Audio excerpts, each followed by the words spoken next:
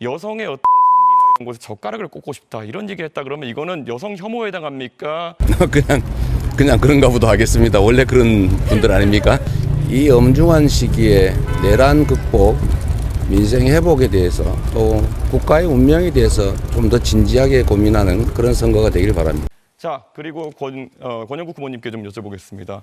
네. 권영국 후보님, 사실 이재명 후보님이 사실 가족 간의 그런 어떤 좀 특이한 대화나 이런 걸 하셔가지고 문제되신 건 아까 사과하시고 이렇게 했었는데요. 가장 또 놀라는 것이 혹시 정의당의 그러니까 민주노동당 기준으로 여쭤보고 싶은 게 만약에 어떤 사람이 여성에 대해 가지고 얘기할 때 여성의 어떤 곳에 젓가락을 꽂고 싶다 이런 얘기를 했다 그러면 이거는 여성 혐오에 해당합니까? 아닙니까? 그건 뭐 답변하지 않겠습니다. 민주노당 기준이 없습니까? 이런 성폭력적인 발언에 대해서? 그건 있죠. 그러나 지금 이걸 묻는 취지는 잘 모르겠는데요. 기준은 매우 엄격합니다. 매우 문제가 되는 발언입니까? 아닙니까? 우리는 당연히 이제 성적인 학대를 한다든가 이런 부분에 대해서는 누구보다 엄격하게 정하고 있습니다. 이재명 후보님 동의하십니까? 시간을 충분히 주고 질문을 하시면 좋겠어요. 동의하시는지만 답하시면 됩니다. 동의 안 하시는 겁니까? 이런 발언이 문제 있다는 것을? 시간과 규칙을 지켜서 하시면 좋죠. 네. 자, 첫 소식 바로 이어가겠습니다. 뭐 거두절미하고 이준석 어떻게 보셨습니까, 변호사님? 저는 진짜 너무 깜짝 놀랐고요. 깜짝 놀랐죠. 예. 그리고 오늘 나왔죠? 예, 그 페이스북에 본인이 쓴 입장문을 보고 또 한 번 기함을 했습니다. 뭐라고 했냐? 저는 어제 TV 토론에서 평소 성차별이나 혐오 문제에 대해 적극적으로 입장을 밝혀오신 두 분 후보에게 인터넷상에서 누군가 했던 믿기 어려운 수준의 발언에 대해 입장을 구했습니다. 공공의 방송인 점을 감안하여 원래의 표현을 최대한 정제해 언급했음에도 두 후보는 답을 유보했습니다. 이 장면을 통해 저는 다시금 혐오나 갈라치기라는 단어를 자주 사용하면서도 정작 본인의 진영 내 문제에서는 침묵하거나 외면하는 이 민주 진보 진영의 위선을 지적하지 않을 수 없었습니다. 와, 진짜 질리지 않습니까? 어떻게 이런 사람이 대선 후보로 나와서 자기가 대통령이 되겠다고 주장을 하는 겁니까? 지금 수많은 여성단체와 시민단체와 일반인들이 이준석 씨를 형사 고소하고 형사 고발한 것으로 제가 지금 알고 있습니다. 예. 이 사람은 지금 본인이 무슨 짓을 저질렀는지를 전혀 이해를 못하고 있기 때문에 이번에 아주 참교육을 시켜줘야 되지 않겠냐. 그리고 정계 퇴출 운동 해야 되는 거 아니냐. 이렇게 생각하고 있습니다. 저 그 물어놓고 의기양양한 저 표정. 지가 한 방 먹였다는 듯한 저 오만한 표정. 정말 너무 꼴보기 싫은데요. 아니, 저 부분은 사실은 뭐 특히 지금 본인 주장은 이재명 후보의 아들 과거 논란과 관련된 것을 자기는 콕 집어서 전략적으로 환기시키면서 본인이 아주 그냥 전국을 찔렀다 뭐 이런 표정과 이런 행동으로 지금 주장하고 있는 건데요. 사실 그 부분에 대해서는 확인된 바가 없습니다. 그리고 이미 여러 차례 수사를 받았음에도 불구하고 다 불기소 처리가 되었고요. 그것이 그 이재명 후보 아들의 발언했다는 것 자체가 확인된 바가 없기 때문에 저렇게 대선 토론장이라고 하는 공론의 장에서 공중파를 이용해서 방송하면서 얘기를 할 수 있는 구조가 전혀 아니었고요. 또 하나는 이준석 후보가 저런 식으로 질문을 하면서 결국 권영국 민주노동당 후보에게 당신네 당은 어떤 생각 갖고 있냐라고 하면서 다른 사람을 공격하는 용어로 지금 권영국 후보를 이용한 거거든요.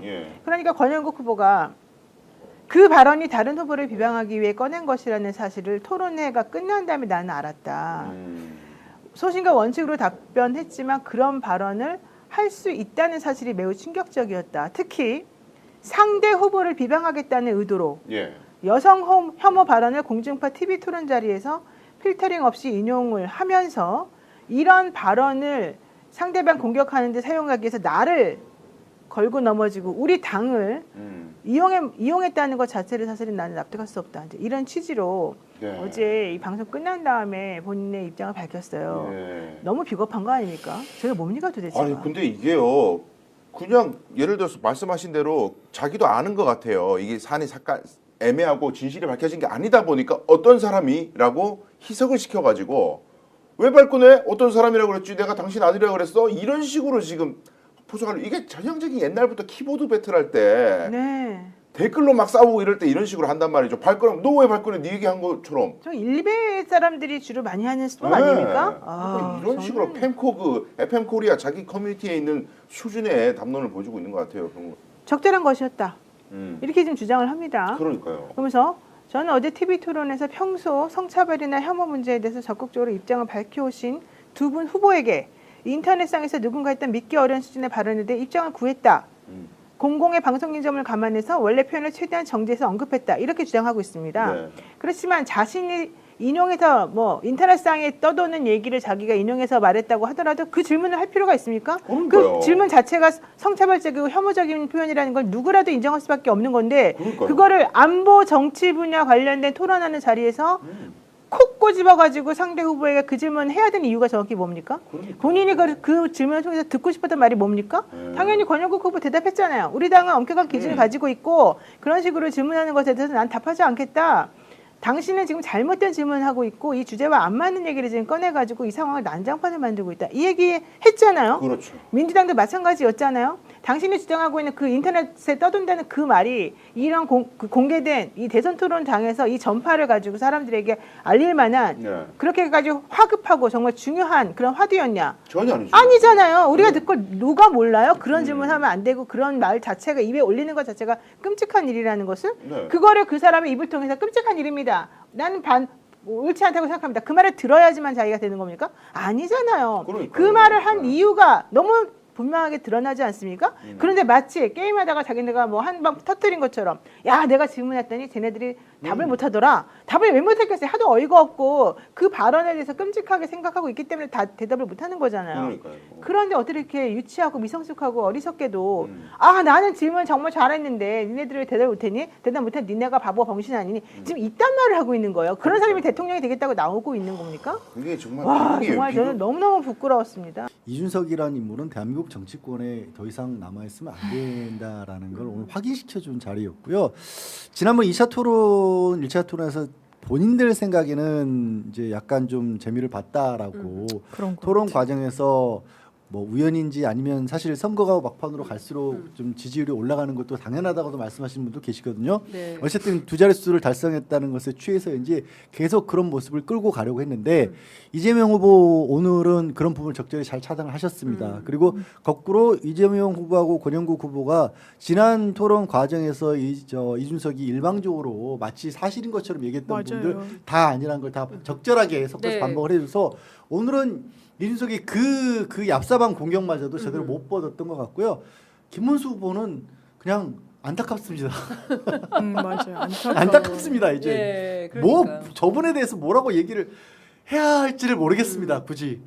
아마 이렇게까지 저질로 나올 줄 몰랐으니까 흔들리는 모습을 한번 내가 끌어내야겠다라는 그런 의도는 있었을지 모르겠어요. 그렇지만 완전히 실패한 것으로 보이고 흑역사로 남을 겁니다. 네. 지금 이준석의 적은 이준석이라고 본인이 노무현 정신 이야기하지만 과거에 했던 노무현 전 대통령 폄훼하는 발언들 다 소환되고 있어요. 네. 이것도 본인이 정치를 언제까지 할지 모르겠지만 본인의 이 발목을 잡을 겁니다.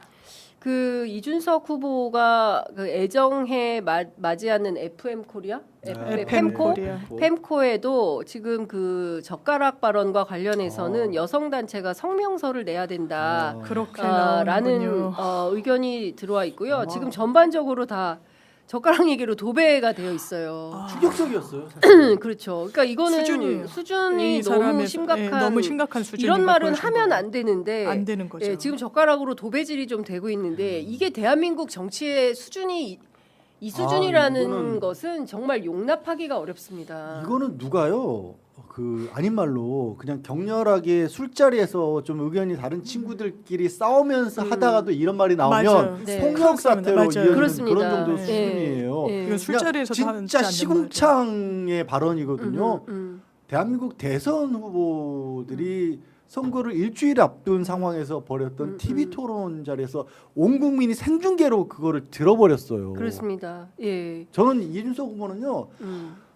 앞으로 안 나서야 될 사람이에요 이제는. 네, 그러니까요. 그 정도죠. 그러니까 최소한의 어떤 품격 이런 것은 보기 어려웠고 여기가 어디라고 그런 말을 함부로 합니까? 맞아요. 예, 전 국민이 미래의 앞으로 대한민국의 5년을 책임질 리더를 뽑는 그 선택의 기준을 마련할 TV 토론 마지막 토론 자리입니다. 이 자리에서 그렇게 망발을 하는 것은 그 국민된 도리를 완전히 저버렸다라는 얘기를 할 수밖에 없는데 정말 지저분한 토론의 끝판왕이었다. 오늘 정말 충격적이었다. 이제 이런 말씀들을 하고 계시는데 수준 낮은 토론 험담 배틀 보느라 정말 힘들었습니다. 이준석 너무- 후보는 특히 약간 말씀드린 것처럼 1, 2차 때 본인 생각에는 네. 뭐 잘했다고 성적을 생각을 올렸다고 하는. 생각했던지 그리고 이제 직전에 단일화 이슈가 이제 단일화 안 하는 쪽의 이슈로 네. 많이 얘기를 했었고 네. 국민의힘에서도 비대위원장 김용태가 이제 3자 구도로 가겠다라는 식의 어떤 공식화된 발언들이 네. 나왔잖아요. 네. 그래서인지 이제 모두 가기를 오늘 시작을 했습니다. 그런 것 같아요. 부정선거 얘기를 하면서도 윤석열에 대한 부정선거 얘기를 하면서 이재명 후보를 끌어들이는 방식으로 계속해서 그렇게 했거든요. 근데 그게 전혀 안 통했어요. 오히려 그것도 실패를 한 거예요. 그 본인의 장꾀가 자기가 그것도 감당할 수 있으려고 생각했던 것 같은데 네.